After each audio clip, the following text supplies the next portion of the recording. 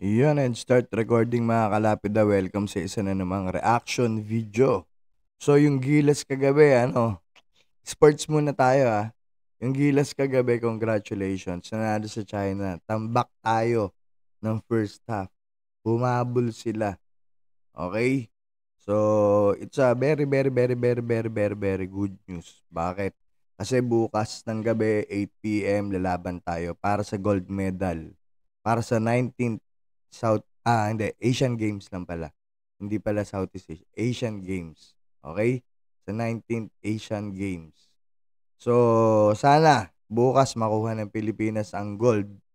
Ang kalaban nila, puro Michael Jordan. Kasi Jordan ang kalaban nila. So, nood lang tayong konting highlight. Sana wag makopyright.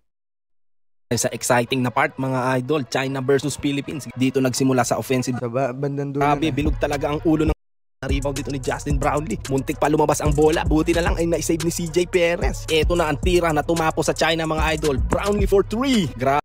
Ayun, Brownlee for 3. 74-76 yun 74-76 ang score mga kalapida. Ayan.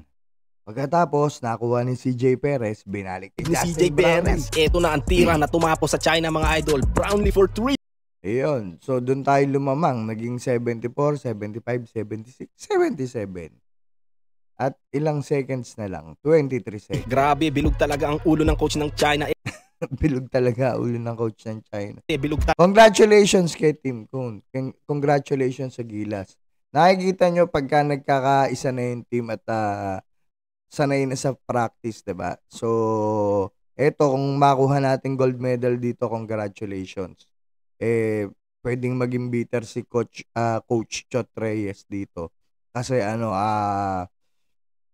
diba, yung Gilas natin sa World Cup, talagang in-expect natin na makakadali tayo dahil kay JC tsaka kay Kai Soto. Pero 'di ba, iba pa rin yung banding nitong mga nag-practice na magkakasama na matagal 'Di ba? Si Brownlee kasi hindi naman na-scout yan, hindi katulad ni JC na alam na yung laro, 'di ba? Sayang, pero hindi tapos na yun Pero para bukas kung sana makuha natin yung gintong medalya para sa Pilipinas. Diba?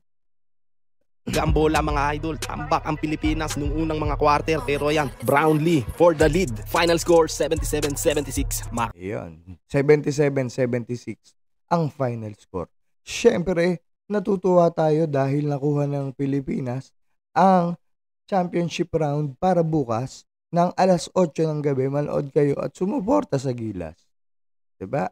Kagabi kaya tayo nakasuporta sa Gilas kasi late nag-content si Atty. Libayan.